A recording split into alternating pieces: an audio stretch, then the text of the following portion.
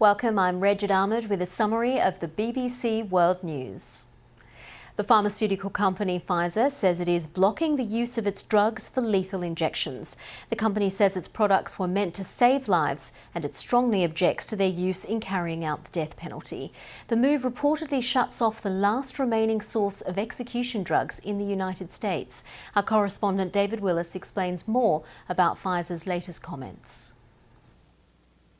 Well, in a statement, Pfizer says that it strongly objects to the use of its drugs as part of the lethal injection process, adding that its products are meant to improve or save lives. It's restricting the use of 7 of its drugs that have been used in the past as part of the lethal injection process. That effectively shuts down the official channels for the supply of drugs of this kind. It means that states that want to execute people by lethal injection, it remains the most common form of execution here in the US, will have to effectively go underground to seek out unofficial sources for those drugs. In recent years, it's become an increasingly controversial form of execution. There have been numerous court challenges maintaining that it constitutes as a means of execution cruel and unreasonable punishment. And the fact that there have been botched executions because of the shortage of drugs has not helped the argument either. A couple of years ago, an inmate in Oklahoma, Clayton Lockett, took 43 minutes to die. At one point, he actually rose up off the gurney after there was an untested supply of drugs used to execute him there. So Pfizer's decision to restrict, I should say, the use of its drugs in this form of execution could prove to be highly significant as far as the debate about the death penalty in the United States here is concerned. Hezbollah says its top military commander in Syria was killed in artillery fire by Sunni jihadists. Mustafa Badruddin's death near Damascus airport was initially blamed on Israel, Hezbollah's chief enemy. However, a statement from the group says an investigation has shown he was killed in an artillery bombardment carried out by a Sunni Islamist group in the region. The UN Security Council has expressed alarm about growing ties between Boko Haram militants from Nigeria and the Islamic State group. The comments come as Nigeria hosts a summit to reassess efforts to combat the extremists. President Hollande of France is among delegates from Europe and West Africa attending the talks. The Security Council says Boko Haram is continuing to undermine the peace and stability of West and Central Africa.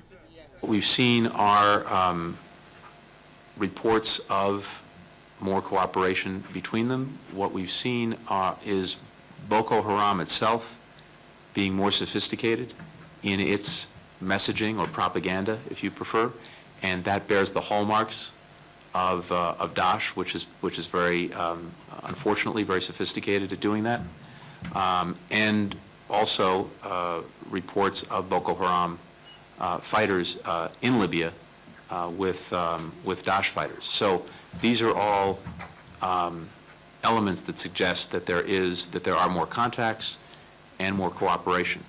And this is, again, something that we're looking at very, very carefully because we want to cut it off and we want to prevent it from going any further.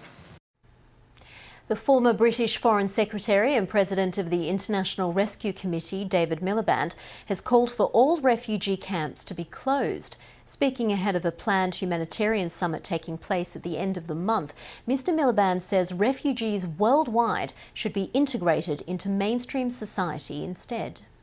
The limited numbers who are going to be relocated to third countries, to richer countries, and the big new effort that's going to take place in the countries that are hosting refugees, which are on the borders of countries at civil wars, which is not countries in Europe and frankly not the US either, who need a new deal that recognises these are long-term problems, that need an economic solution as well as a social solution.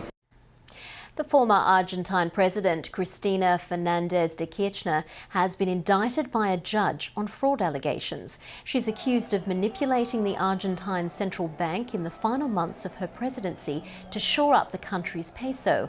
The bank is alleged to have sold US dollars on the futures market at an artificially low price to the detriment of the country's finances. Mrs. Fernández says the accusations are politically motivated.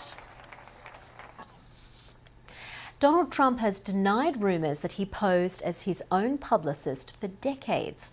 The Washington Times has obtained a phone conversation from 1991 between a journalist and a PR man calling himself John Miller, who sounded like Mr. Trump. Several other reporters said they regularly talked to a Trump spokesman who sounded exactly like the man expected to be the Republican nominee for president.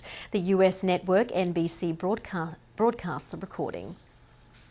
What's your name again? John Miller. And you work with Donald? Yes, that's correct. He treats everybody well. And, you don't know him, but he's a... No, I have met him. Have you met him? Yes. He's a good guy, and he's not going to hurt anybody. He gets called by everybody in the book in terms of women. And, like who? Well, he gets called by a lot of people. I've never seen anybody get so many calls from the press. Where did you come from? I basically worked for different firms. I worked for a couple of different firms. And I'm somebody that knows. And I think somebody that he trusts and likes. In an interview with NBC, Mr. Trump said he had many imposters. No, I don't think it. I don't know anything about it. You're telling me about it for the first time, and it doesn't sound like my voice. Well, that's it for now. You can catch me and the team on Twitter. I'm at Regid Ahmed. Coming up next is Africa Business Report. See you next time.